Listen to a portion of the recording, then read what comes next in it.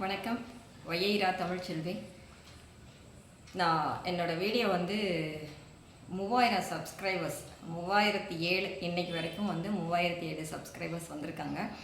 ஆனால் இது ஒரு பெரிய ஆச்சரியமான நினைக்கிறதுக்கு மற்றவங்களுக்கு தெரியாது. ஆனால் நான் அதை ஒரு பெரிய விஷயமாக கருதுகிறேன். ஏன்னா நான் சேனல் ஆரம்பித்து ஒரு 6 வருஷம் ஆகுது. 6 வருஷத்துக்கு முன்னாடி ஆரம்பித்து இப்போ தான் நான் 3000 சப்ஸ்கிரைபர்ஸை ரீச் பண்ணியிருக்கேன். 2600 2500 இருக்கும்போதெல்லாம் சரி பார்த்துக்கலாம் அப்படின்ட்டு இருந்தேன். இருந்தாலும் இந்த 3000 வரைக்கும் மெல்ல மெல்ல கொண்டுட்டு எனக்கு சப்ஸ்கிரைபர்ஸ் வந்திருக்கிறீங்க, ஃபாலோ பண்ணுறீங்க. அதுக்கு என்னோடய முதல் நன்றி. நான் வீடியோ யூடியூப்பில் போட ஆரம்பித்ததே ஒரு பெரிய என்ன சொல்கிறது, எதிர்பாராத ஒன்று. என்ன காரணம்னா, கொரோனா பீரியடில் ஸ்டூடெண்ட்ஸ்க்கு வாட்ஸ்அப் மூலமாக லெசன் கொடுங்க அப்படின்னு சொல்லி ஸ்கூலில் சொல்லும் பொழுது வாட்ஸ்அப்பில் என்னால் அனுப்ப முடியல. அதில் என்ன ஒரு 2.5 செகண்ட் தான் போட முடியும். ஃபுல் வீடியோ நம்மளால் கொடுக்க முடியாது. என்ன தான் பிள்ளைங்களெல்லாம் கூட வச்சுட்டு அவங்களோட ஹெல்ப் மூலமாக தான் முதல்ல வீடியோ போட ஆரம்பித்தேன். நீங்கள் கொஞ்சம் ஹெல்ப் பண்ணுங்கப்பா, பிடிச்சிக்கங்க, எடுத்துக்கங்க, நான் அப்புறமா எடிட் பண்ணி போட்டுக்கிறேன் அப்படின்னு சொல்லி போட ஆரம்பித்தேன். இல்லை, அதுக்கு முதல்லே நான் சில பர்சனலாக சில வீடியோஸ்லாம் போட்டேன். இருந்தாலும் அது ரொம்ப இதாக நிறைய பதிவுகள் அந்த ஸ்டூடெண்ட்ஸ்க்காக போட்டது தான். அதுவும் ஒவ்வொரு வருஷமும் அதை பார்த்தோம் அப்படின்னா அந்த வீடியோஸ்லாம் இன்னமும் தொடர்ந்து பார்க்கப்பட்டு கொண்டே இருக்கிறது அப்படின்னு தான் சொல்லணும். இருந்தாலும் அதுக்கு என்னோடய நன்றியை தெரிவிச்சுக்கிறேன். இவங்க நிறைய பேர் பாராட்டியிருக்கீங்க. யாரோ ஒரு சிலர், அதாவது ரொம்ப ரேராக 1-2 கமெண்ட் கொஞ்சம் இதாக வரும். நான் அதெல்லாம் டெலீட் பண்ணிடுறது, அதுக்காகலாம் கவலைப்பட நினைக்கிறது இல்லை. ஏன்னு கேட்டிங்கன்னா, எல்லாரையும் நம்மளால் திருப்திப்படுத்த முடியாது. முதல்ல நம்மளையே நம்ம திருப்திப்படுத்திக்க முடியாது. இதில் மற்றவங்களை திருப்திப்படுத்துறது அப்படிங்கிறது சாத்தியம் கிடையாது. சரி, பரவாயில்ல, போயிட்டு போகிறாங்க அப்படின்ட்டு விட்டுருவேன். அதனால் மோசமான கமெண்ட்ஸ்லாம் கிடையாது. பரவாயில்ல, இருந்தாலும் இந்த வரவேற்புக்கு என்னுடைய நன்றியை தெரிவிச்சுக்கிறேன்.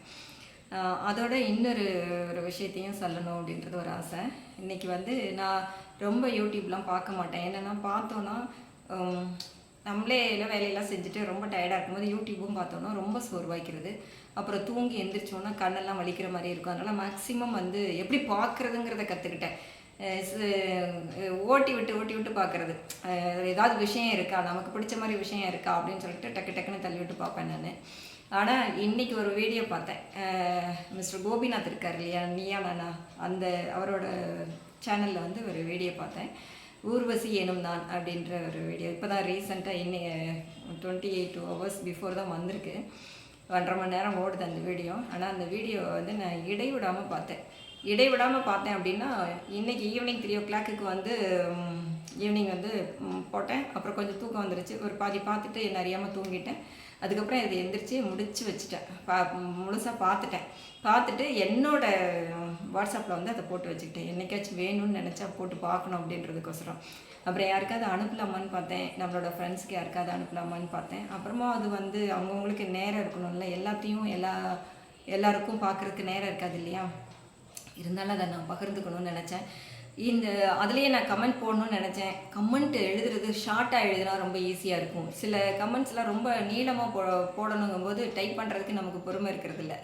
அதனால் இதுலேயே என்னோடய சேனல்லே அவங்களுக்கு பாராட்டு தெரிவிக்கணும்னு நினைக்கிறேன். கோபிநாத்தோட நீயா நானா சேனல் எப்போயாவது ரொம்ப ரேராக கிளிப்பிங்ஸ் பார்ப்பேன். டிவி பார்க்குற பழக்கம் என்கிட்ட கிடையாது. அதனால் எனக்கு அது பார்க்குறதுக்கான வாய்ப்பே கிடையாது. எப்போயாவது யூடியூப்பில் வரும்போது கொஞ்சம் நான் பார்ப்பேன் நான். ஆனால் அந்த நிகழ்ச்சி தொகுத்து வழங்குறது ரொம்ப ஒரு மிகப்பெரிய சவாலான நிகழ்ச்சி தான். நீயா நானா எல்லாரையும் அரேஞ்ச் பண்ணி எல்லாருக்கும் ப்ரையாரிட்டி கொடுத்து முக்கியத்துவம் கொடுத்து எல்லாருடைய கருத்துக்களையும் கேட்டு அந்த நிகழ்ச்சியை தொகுத்து வழங்குறதுங்கிறது ரொம்ப கஷ்டம். அதில் அவர் காமிக்கிற ஒரு முகபாவனைகள், அதை எடுத்து செல்கிற விதம், அதையெல்லாம் விட இந்த சேனல் ரொம்ப அருமையாக இருக்குது. அதில் இது ஒன்று தான் நான் அவரோட சேனல்லையே பார்த்துருக்கேன். நான் நிறைய போட்டிருக்காரு. எனக்கு நான் பார்க்க நேரம் இருக்கிறதுலன்னு வச்சுக்கோங்களேன். பிடிக்கிறதுன்னு இல்லை, பிடிச்சிச்சின்னா நான் அது தூங்காமல் கூட பார்த்துருவேன்னு வச்சுக்கோங்களேன். அதில் ஊர்வசியும் கோபிநாத்தும் பேசிக்கிறது. கோபிநாத்தும் கேள்வி கேட்குறாரு. அந்த கேள்விகள் செயற்கையாகவே இல்லை. 2 பேர் ஃப்ரெண்ட்ஸ் சேர்ந்து உட்காந்து உரையாடினால் எப்படி இருக்குமோ அப்படி இருந்தது. இவர் கேட்குற கேள்விகளும் அப்படி இருந்தது.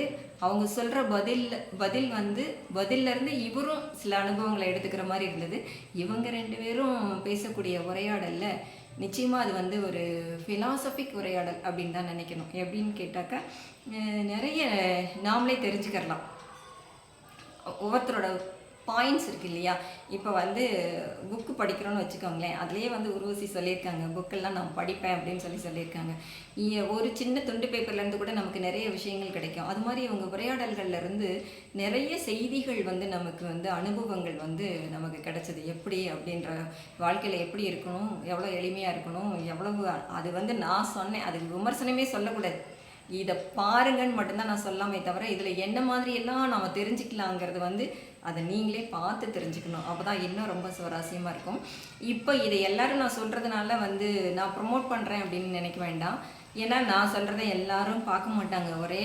ஒரே மாதிரியான ஒரு என்ன சொல்கிறது சிந்தனைகள் உள்ளவர், ஒவ்வொருத்தருக்கும் ஒவ்வொரு சிந்தனைகள் இருக்குல்ல. நிறைய சிந்தனைகள் வந்து நம்மளோட நிறைய பேரோட சிந்தனைகள் வந்து நமக்கு ஒத்துப்போகும்.